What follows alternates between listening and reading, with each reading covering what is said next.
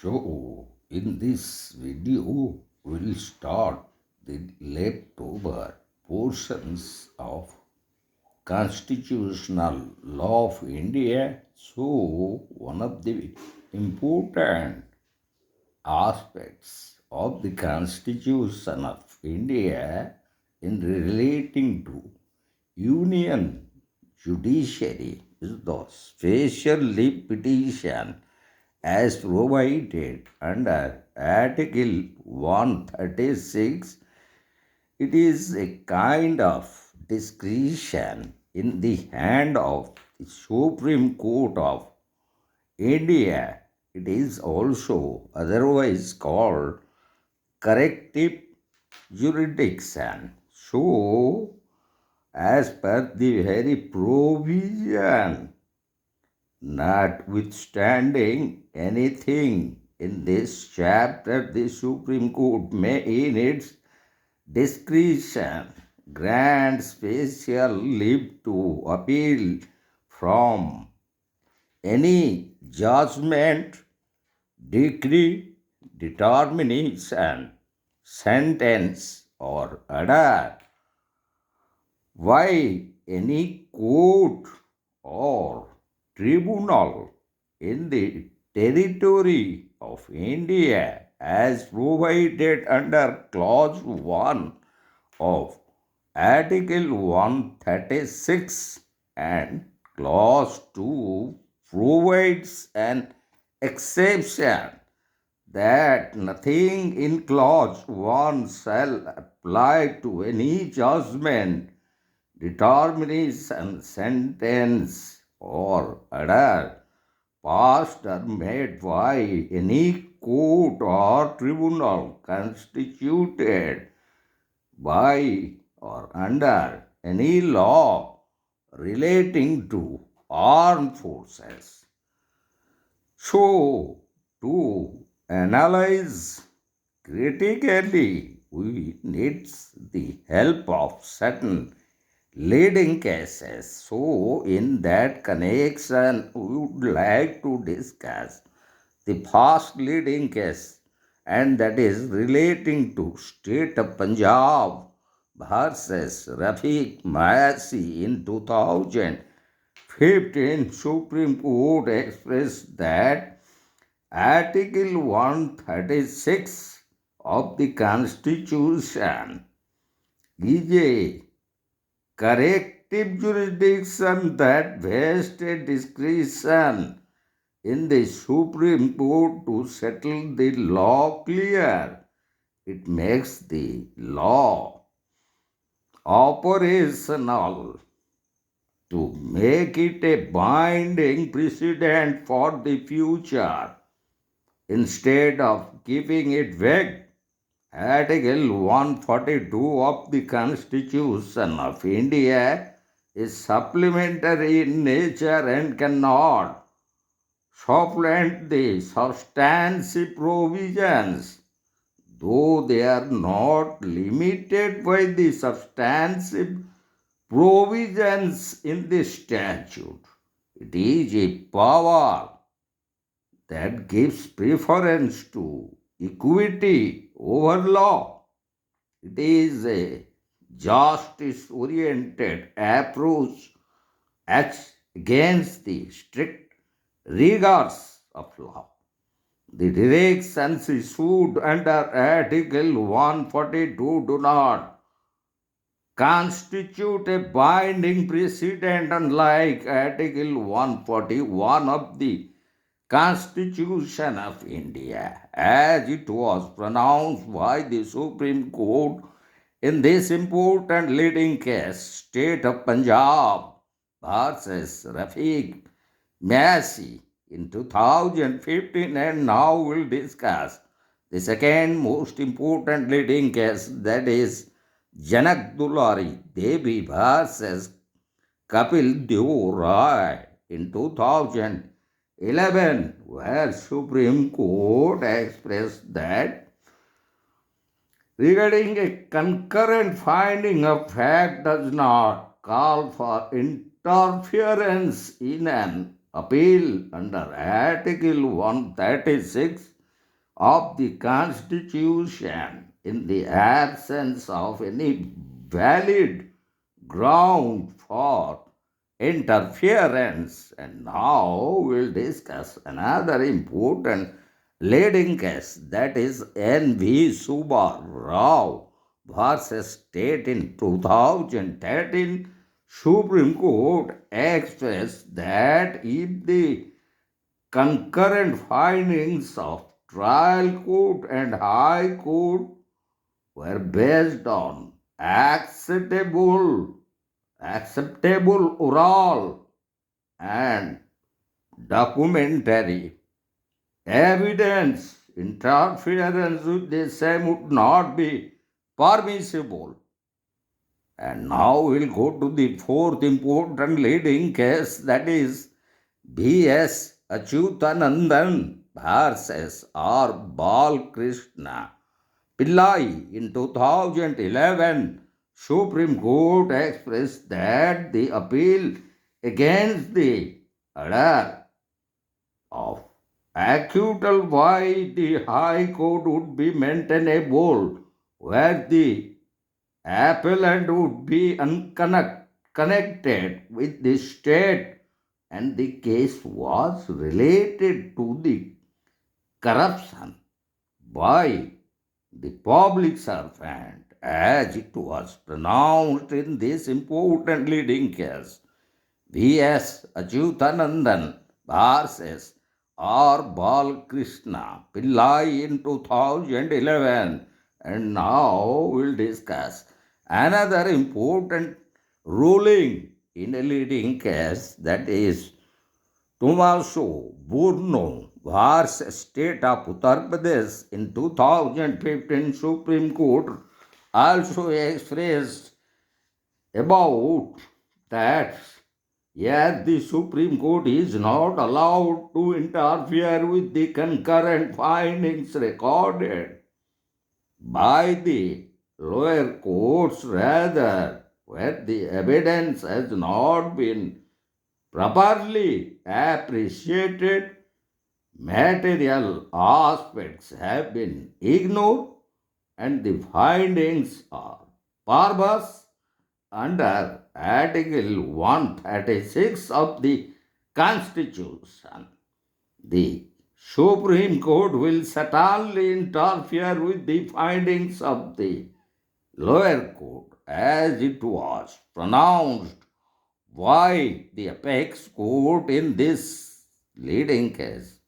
Tomaso Burno versus State of Uttar Pradesh in 2015. And now we'll discuss the very discretionary jurisdiction as it was pronounced by the Supreme Court in the leading case Siemens Limited versus Siemens Employees Union in 2012, where it was pronounced the concurrent findings in a special lib cannot debar the court from exercising its jurisdiction under Article 136 of the Constitution if the demand of justice required its interference.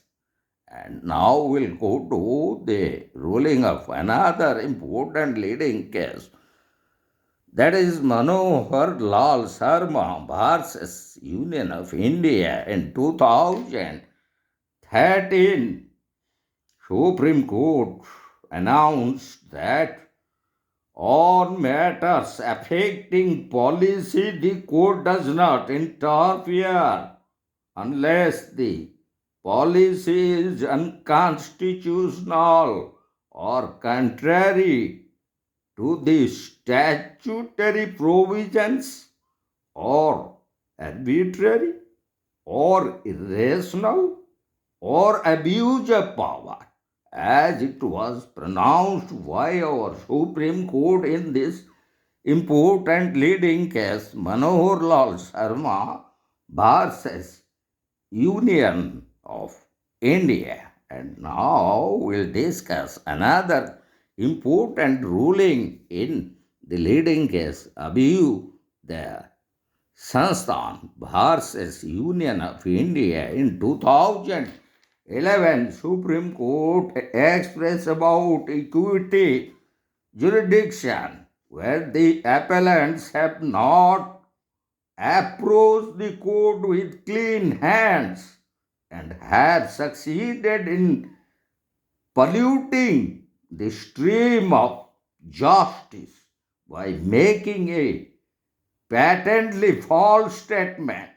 They would not be entitled to relief under Article 136 of the Constitution as it was pronounced by the apex court in this important leading case, Abhyuday Sanstha versus Union of India in 2011. And now we'll discuss about another important leading case, and that is Busha Overseas and Properties Private Limited versus Union of India in 2016, where it was relating to review petition.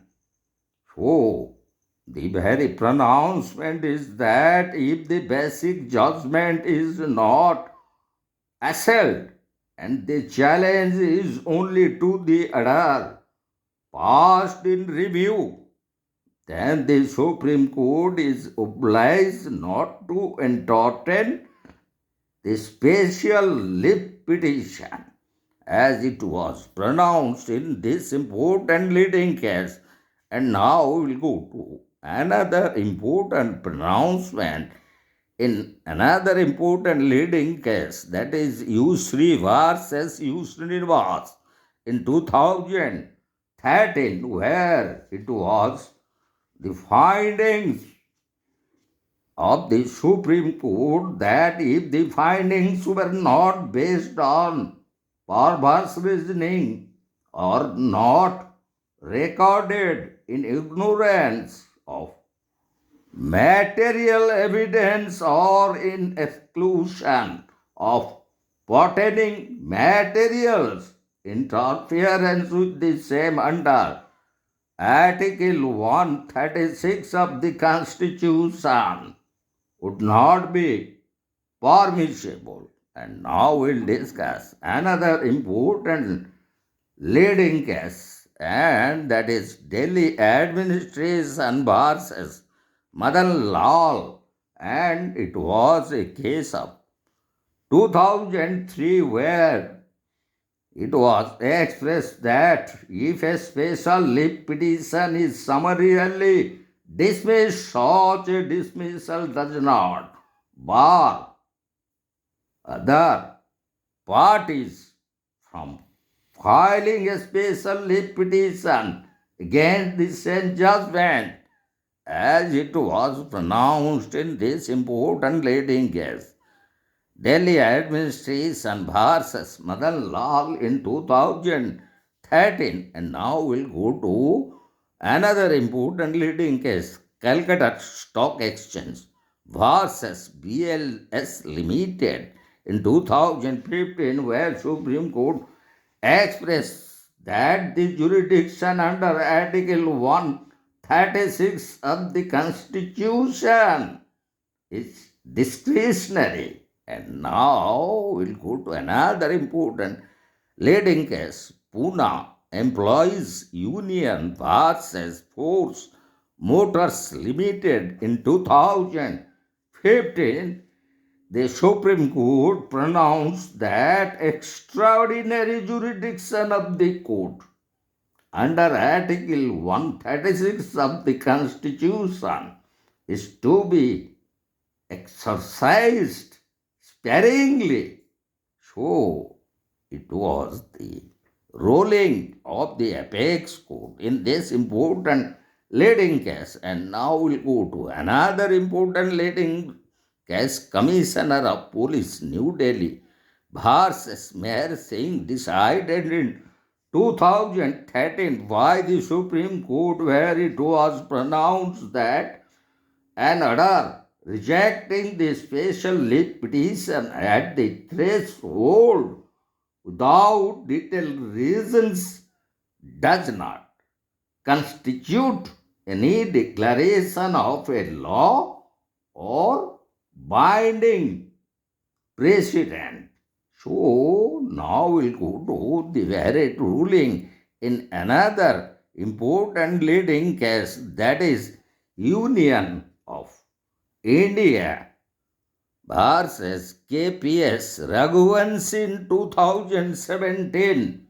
So, in that particular leading case, the matter was relating a fresh special leave petition cannot be filed.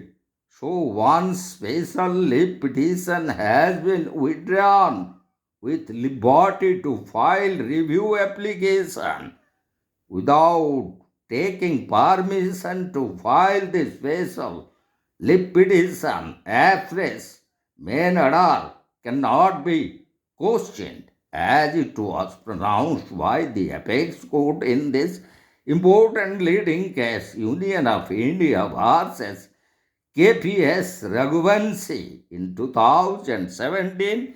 And now we'll discuss another important leading case, Leela Rajgopal versus Kamali Menon in 2014. The Supreme Court pronounced that the appreciation and reappreciation of evidence must come to a halt at some stage of judicial proceedings.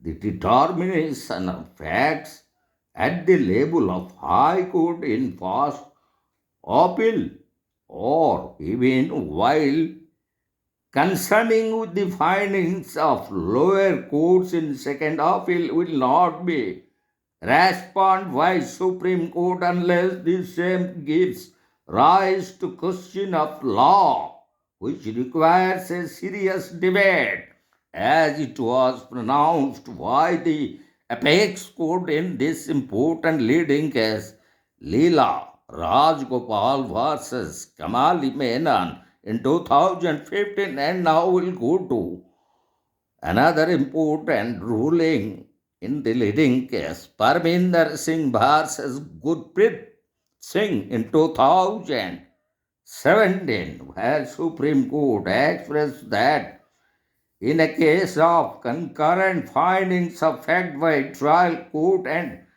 appellate court in favor of the plaintiff, the apex court under Article 136 should not interfere. And now we'll go to another important ruling made in the leading case, Bal Krishna versus Matha in 1991, where Supreme Court expressed that where the judgment is tainted with serious legal infirmities or is founded on a legal construction which is wrong, then the Supreme Court would definitely interfere. So now we'll go to another important leading case, that is Arun versus State of Bihar, which was decided in 1991, where the Supreme Court pronounced that Supreme Court would be reluctant to interfere with an administrative decision as to the needs of the department, and it was a case of relating to appointment. And now we'll go to the last important leading case that we have selected, that is Union of India versus Nirpan Sharma in 2013, where it was pronounced that if no sufficient ground was shown for condoning the delay, Dismissal of writ appeal on the ground of delay would be justified as it was pronounced by the apex court. So, we have completed this important aspect of the Constitution relating to Union judiciary and the very concept of special leave petition, which relates to the discretionary power of the Supreme Court, and sometimes it is also called as corrective jurisdiction as provided under Article 136 of the Constitution. And in relating to that, we have already discussed 20 number of important leading cases to clarify exactly how Supreme Court has the discretionary power and that corrective jurisdiction against